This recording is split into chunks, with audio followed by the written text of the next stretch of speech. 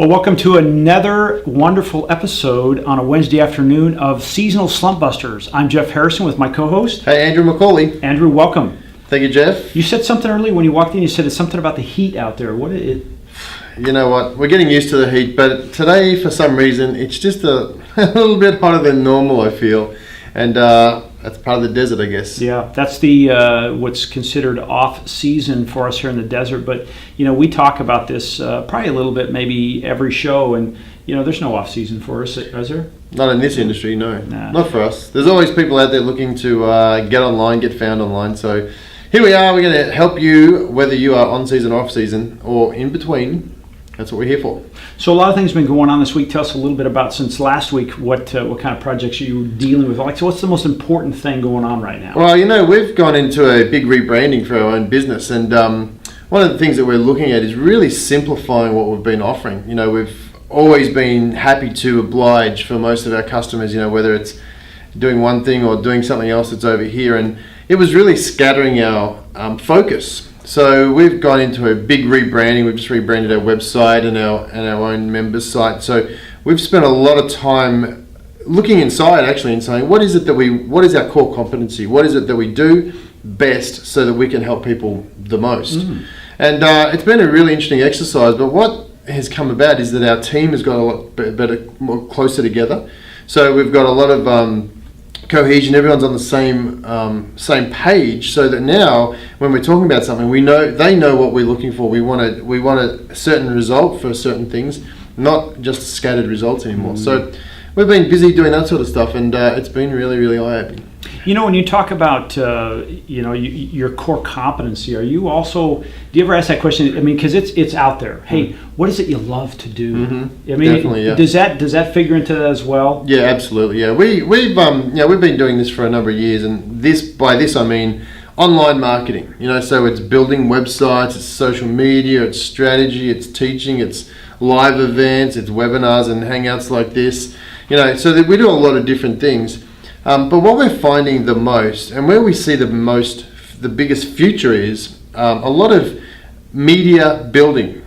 You know, so creating your own media empire. Yeah. There's businesses out there that understand the fact that, you know, a website's not enough anymore. You can't just have a website and say, well, I'm online. Because a website, everyone's got a website. You're back to the level playing field. Yeah. So now, how do you stand out? And, you know, the way to stand out is to have shows to showcase your expertise, podcasts that can be downloaded in any country in the world, magazines, radio shows. So there's all sorts of ways to get out there.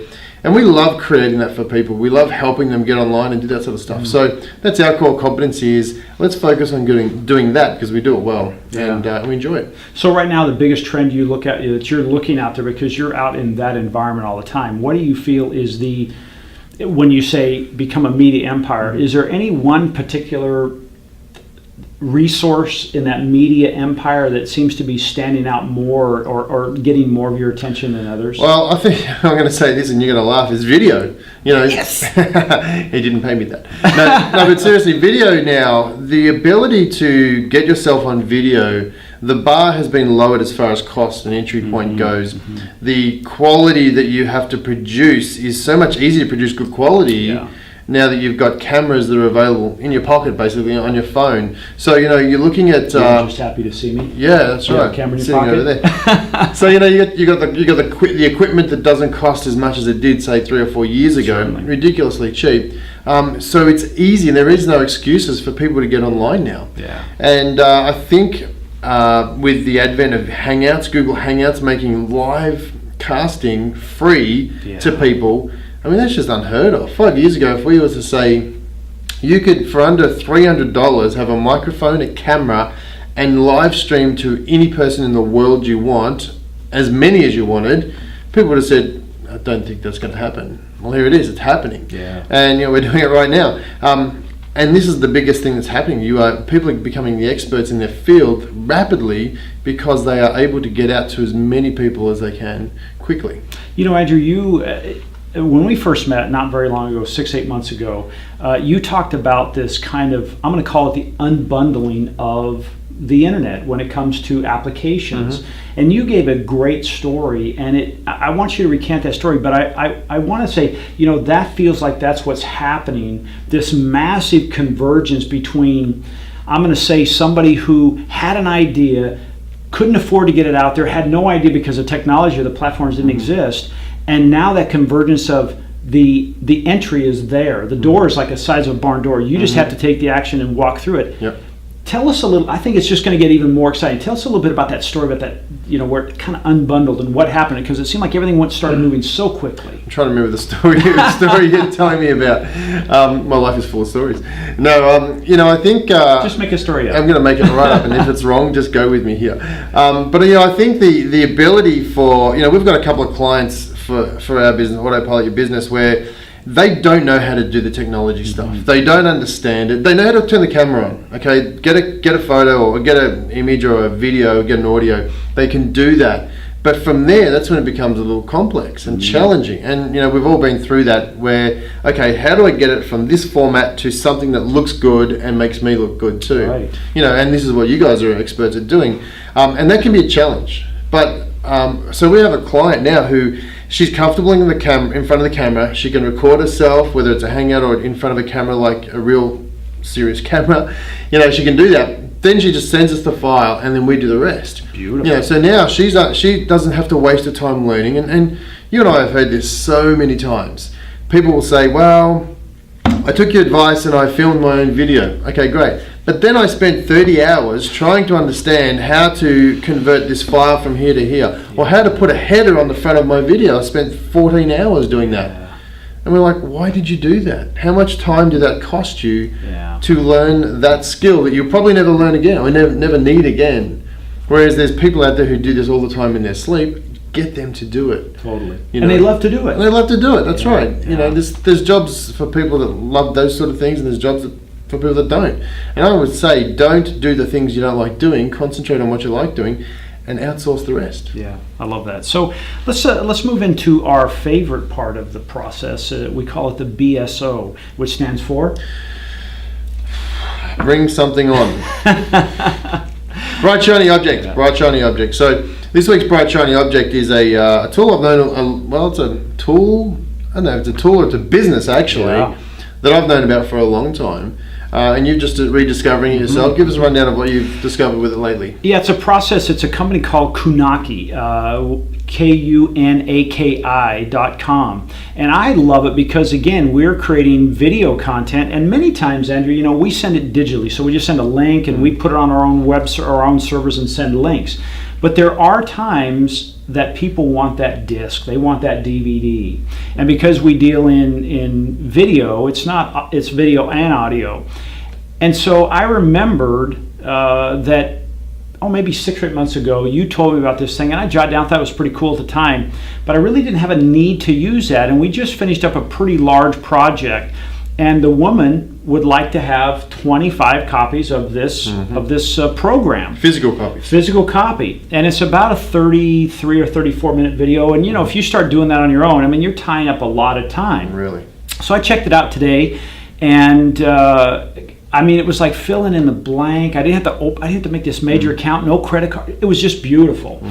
And within about, I'm not kidding you, the first time I'd ever been there, maybe within 15 minutes, it was already taking over. Really? And the coolest part about it, which I didn't realize till I started reading, it is 100% automated. There are no people there. Right. Yep. So it's not like, hey, you can negotiate. I want a better deal because I'm buying. No. You give them the phone. You give them the information, and you upload it. Now, one of the things I did notice that I wasn't ready for, but it didn't take that long, is I had to have the content already on a disk, because that's where it took the information from. So it's assuming, hey, you might have your photos or whatever on a disk.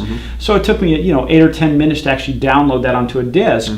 But then I just gave it to him, and then customized the packaging, the whole thing. It's going to deliver to us in shrink wrap. Even if we wanted a UPC code on there, we would have put that on there. We don't want to go that far, but it is just so cool. And the thing I like most about this, Andrew, is the fact that when the client gets it, it will forever, every one of those that are handed out, when somebody says, hey, who did these for you? It's right there with our contact information. Not taking over the product, but it's almost like saying, hey, who made that video? Sometimes you don't know. So are you saying that you don't hand deliver, they get delivered to you, you don't even touch, you don't even actually see the product, it just gets delivered? Yeah, in this case, I'm actually having them delivered to me, but I could have had those drop shipped to those 25 people that it just arrived in the mail, and how cool would that be for the end user to say, oh, who doesn't like to get a package in the mail? Yeah, really. So, Kanaki is one of those companies, I call it the Taj Mahal of automation. Nobody works there. You can't ring up, they don't have a phone number. I think it's out of New York from memory, and it's a massive warehouse of completely automated robots and stuff and computer technology, and you send your files there, it gets it. Now here's the cool thing, going back 5 years ago, if you wanted to go and order a series of, let's say you're doing a presentation in front of 20 people and you wanted to go and order 20 of those, most companies would say, sorry, we have a minimum 50 run, 50 or 100 run. And you can't order 50, or you don't want to order 50 and then think, I've got 25 sitting in my case forever, and people's garages fill up with this junk. These guys will do a minimum order of how many? One. So you want to make your own DVD and send it to yourself. It's going to be done very quickly and effectively. And what sort of price are they paying for one DVD? It's $1. $1? $1 plus shipping. So the shipping's going to be about 3 times as much as the product. So let's, as an example, $4, $5. Yeah. So it was like, I think it turned out to be, because I went up in volume where I needed it went to the next level. It was $1.75 a piece, and then just delivery. Yep. And we'll have them. What, $2, $3 for delivery? Yeah. They use FedEx or something. Something like that. Yeah. I'm going to have them on my doorstep. Today is the 2nd, right? On the 8th, they'll be on our doorstep. Wow. It's amazing. I mean, how can you? And most of the time, it's taken up in a truck getting here. Yeah, exactly. They're probably already done. Probably already finished. Yeah. Yeah. So what's the relevance to today? Why, if we're talking about this sort of stuff, SlumpBusters, we're talking about seasonal businesses. You and I are in digital marketing. Why is digital marketing even relevant to what we're talking about with businesses that are? It doesn't matter whether online or offline, but what's the relevance to a seasonal business with this product? I think the idea is that you can set this up because it is so automated, and then you can put the systems together. They're real simple systems, free actually, that you start creating communication, two-way communication with your clients and building a database, and whether it's a follow-up or it's an attraction process. This is just an element that you could plug in and say, you're still doing your thing because everything is automated. Right. So I think content development is a key piece of that. So let's explore that for a little bit. Okay. Content, as far as, let's say we've got an offline business. Okay. Brick and mortar. Okay. You've been in the golf industry for a long time. I've been in hospitality. They are very good examples of seasonal businesses. You bet. How could what sort of ideas could we give people watching today about that sort of content? How could they use a system like Kanaki to deliver content for their customers? Well, here's one off the top of my head is, let's say for instance you're in the golf industry and you went out and with an iPad, for goodness sakes, and you decided, hey, I have 18 holes, so I'm going to create a video that's maybe 5 or 6 minutes long that shows how to play that particular hole. And you do it for all 18, but only one at a time. And now you upload that to Kanaki, and okay, so it costs you $1, right? So now every time somebody comes to your property, that one hole becomes a follow-up. And they get this DVD in the mail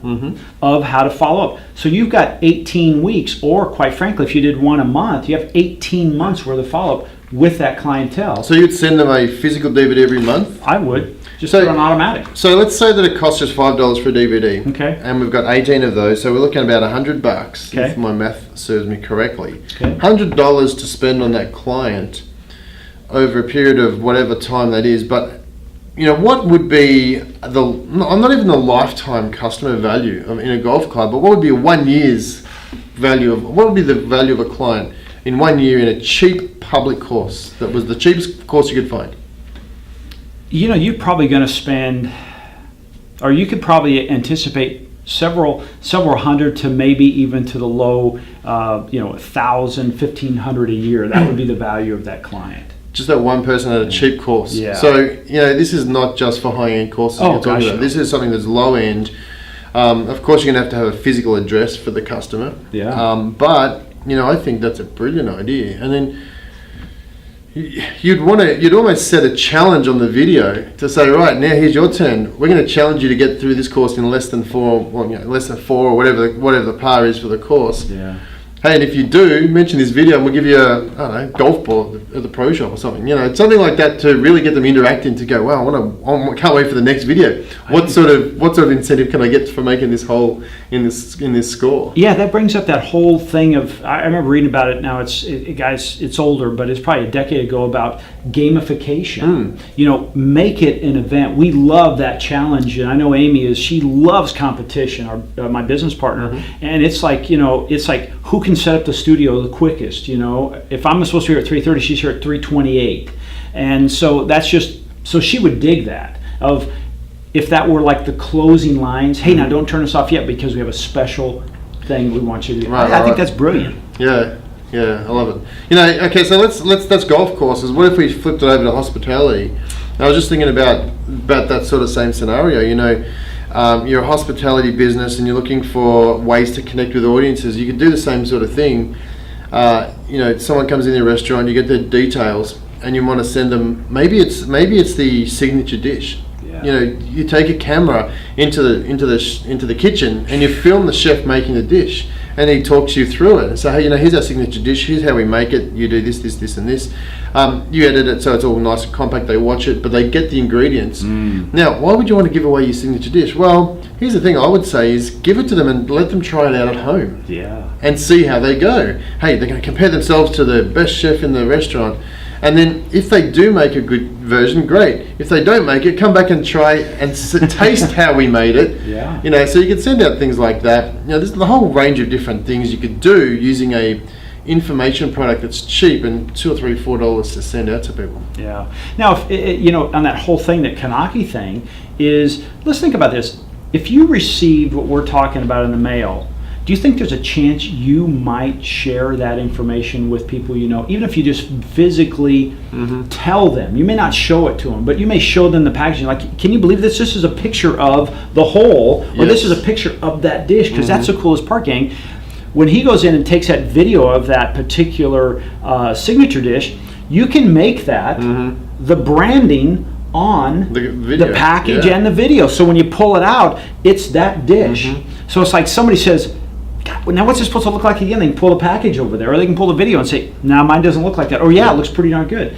But just the shareability, the wow factor. Yeah. We all know that still the strongest source of referrals is word of mouth marketing. And I think that would push it. Right, so you've got this disc sitting at home. Are you likely to throw a disc in the trash or a business card? Which one are you going to do? I'm going to throw that business card. Right, because the disc has got some sort of inherent value. Yeah. I mean, it's a disc.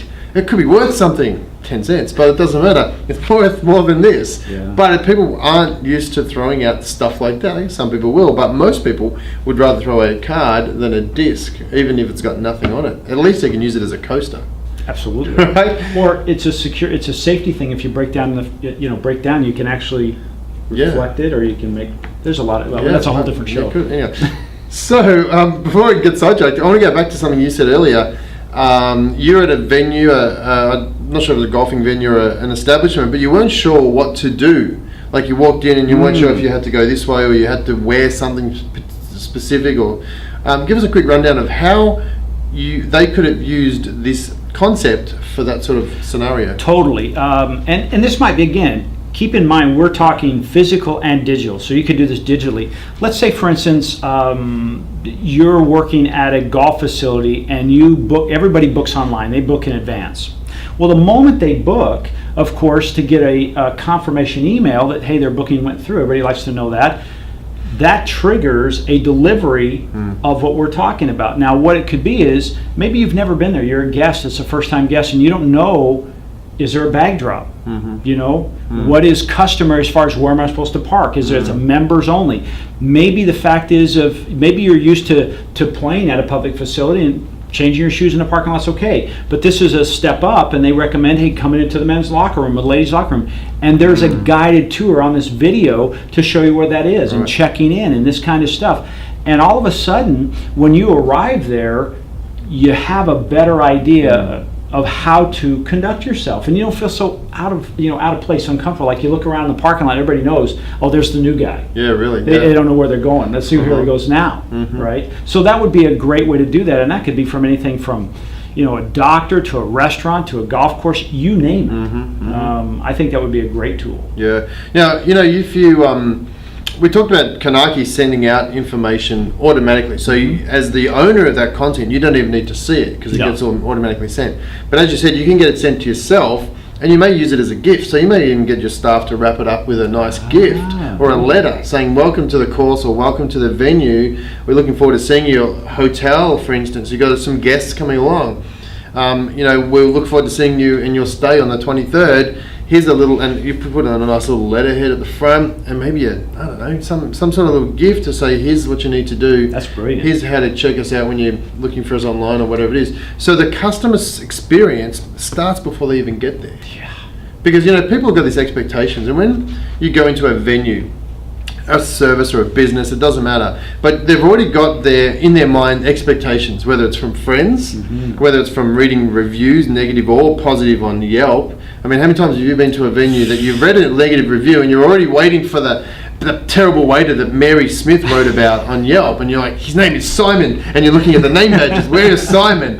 And maybe he never existed because the review was a load of crap, but you're already prepared. Now, how can you as a business prepare your customers better by getting them to come in now? So it may be that how do you get their name and address? That may be a bit of a challenge, but if they ring to book, say, we'd love to send you something for your booking next week. What's your physical address? And then they might say, what is it? So what's a special gift before you even get here? All of a sudden, just that phone call is turning into an experience. Absolutely. And now I'm expecting this gift. They get a little gift, like, this is pretty cool. And then as they get to the establishment, they've got this expectation of, these guys are really cool. Now let's see them deliver the rest of the service, and then they'll walk away with their, high appraisal radar going up. So I just think it's an awesome way to really deliver content that isn't going to cost much money at all. Yeah. Now let's talk about that, or let's kind of wrap that around this whole seasonal business idea. So developing content that is a wow experience, do it on an automated basis. Whether it's introducing them to your product or your service or your area, to following up. What's the benefit of this? I mean, why are we doing this now off season? Well, I guess now is the time when you can start. You've got time to create this. You don't have time to sit down and, okay, what is it that I want to achieve? How do I get my camera right? Some people, you and I can jump in a camera and pretty much do it with one take. Wing it. Although this is the 77th take of this particular episode we've done today. No, not really. But some people take more time. They're uncomfortable on the camera because they don't do it all the time, so they need a little bit more time to take. Now, if they are trying to do that in their on season and they're feeling the pressure of, I've only got 10 minutes to do it, and the pressure is, do it, and they haven't got it done, and they're like, I've got to get back to work and do it. It's not going to turn out good. It's going to be rushed, and it's going to look pretty unnatural. Yeah. So in the off season is a good time to say, okay, let's park out half a day, and I'm going to just do what I need to do there. And if it doesn't work, then we've got some more time down the track to do it. But it gives you time to really plan out your season. How do we make this work? How do we train the staff when the season starts that the number one thing we want is their physical address? Yeah. So we can make this system automate. Totally. Yeah. Okay. All right. So you're kind of priming the pump. Yeah, absolutely. Yeah. And I think that's what we see out here in the desert. Unfortunately, we see, like one of my favorite restaurants, Saturday was the last night it was open, this past Saturday. And they're not going to be open now until October.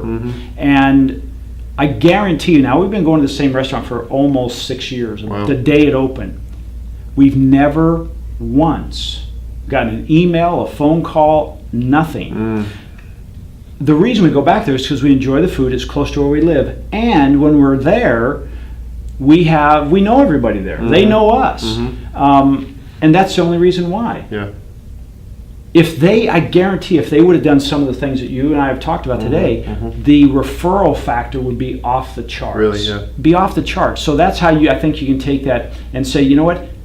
Just because it's off season, you have to close down because now because these referrals are going from the locals, all more locals found you. Correct. And your business is flourishing year round. Interesting, isn't it? So there's some ideas out there. There's plenty of ideas. It's just get creative in how you can do it, and start to think, how could I use what we've been talking about to your advantage? Yeah. And as I said, it doesn't have to be expensive. The product creation stuff is not expensive in itself. Your time obviously is going to factor into it, but it doesn't have to be long. It doesn't have to be a massive Steven Spielberg movie. And you know what? The more natural it is, the more people are going to appreciate it. Yeah. I don't think that if you go to one of those massive cinema houses that create motion pictures and you have this epic picture, it's going to look like it's sort of been run by an ad agency, and people are like, oh, okay. But if you can make it natural, use real actors. Yeah. Don't harm anyone in the filming of that particular video. But if you can use real people, use the staff, they're going to connect with them, because when they go to the venue, they go, oh, there's Mary, she was on the video. That's right. And I think you guys do that pretty well too, right? Yep. So. Yeah, people like that. When you're doing those videos, I think the more you can keep it in that 3 to 4 minute range, we'll okay that for that period of time, 3 or 4 minutes. Setting down for 30, 40, 50 minutes. I think our expectations are this has to be entertaining. This has to be a show, and I think in that 3 or 4 minute range, you can tell a tremendous amount in that period of time. Pick one item. Don't try to tell them everything. We've talked about this before. When you try to talk to everybody, nobody listens. Exactly. But you might talk to people that come out just on the weekends, as an example. And we can talk about that later in another episode about segmentation of your list. But today it's really all about how can you use your off season to create your year-round content. And all of a sudden it becomes automated, and you take care of the people that are coming today, tomorrow, and well beyond. And really, last piece that I'm going to suggest about video is make sure if you can, make it evergreen. Make it evergreen. Good point. One of the things that we've noticed when we talk about getting people in there is we're very careful in the golf industry now of not getting like the general manager or the head golf professional in there, even though they're the leaders of that facility, because they may be leading today, but they may be gone tomorrow. And all of a sudden now see that's time dated, and now it's stale, and the new manager doesn't want that out there showing the other guy. But if you include like patrons and guests or members or guests of the club, those are like testimonials. Those are relevant that they've come and gone. One other thing I want to add to that is that you've got if you've got processes, and let's say you're doing a video on what to do when you get to the actual venue. Now, most of the processes will be the same. Don't change your shoes, wait till you get to the locker room, and that sort of stuff. But if there's a specific process that you happen to change, you want to make sure that you know that that's a process in our video that we want to go back and change too. Absolutely. Because otherwise you'd be teaching people the wrong thing, and you'd be sitting there going, why are all these people doing the wrong thing all the time? I taught them. You told them. That's right. Exactly. That's good. So this has been fun. I like this. These are some good things that I know we've used in our business. I know you have yours, and that's why it's not a seasonal type of environment. And just because you're a brick and mortar gang doesn't mean you have to say I got to shut it down or I got to ramp it back up. You can get off that hamster wheel and start taking some of these things and start implementing them. Exactly. So Kunaki.com, Kunaki.com. Check it out. It's the most boringest website you ever see. So here's another tip. If you think that you need the most attractive looking, spontaneous website in the world, go and have a look at Kunaki.com. It is, I think it's still dead boring, is it? It's dead boring. Dead boring. It is no pictures, no images. It's as plain as you like. But boy, it does a super business, and it's a great, great business. Yeah. All of a sudden, when I first got there, I said, "Is this all there is?" Yeah. Where's the rest of it loading? But then it was like, who cares? This does what I need to do. I don't care what it looks like. Exactly. Yeah. And I always point out to that particular page when people say, "I want this fancy website." Why? Don't worry about fancy. Just make it operable. That's it. Well, Andrew, thank you.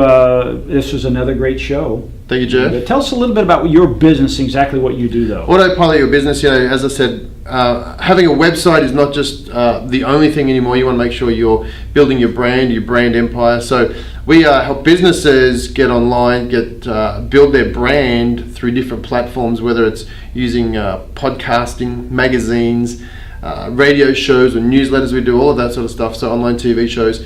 So if you are only having a website right now and you want to you want to become the authority in your industry, come and see us. Autopilotyourbusiness.com. Excellent. Swingpoint Media? Swingpoint Media, we are a company that we specialize in using video to market your company. So we'll come in and we actually build it from the ground up and say, what are people looking for that your industry offers? And let's create the solution video so when people are searching, they'll find you. And one of the things that we do very, very well, in fact, we guarantee it, is we'll take your video and get on the first page of Google. So when people are looking, they'll find you. Because if you're not on the first page, 8% of the people will go to page 2. In other words, you're letting 92% of your potential customers never find you. So page 2, page 3 might as well not even be on the internet. Yep. So we take that and we build a video and then we help you market it. That's at swingpointmedia.tv.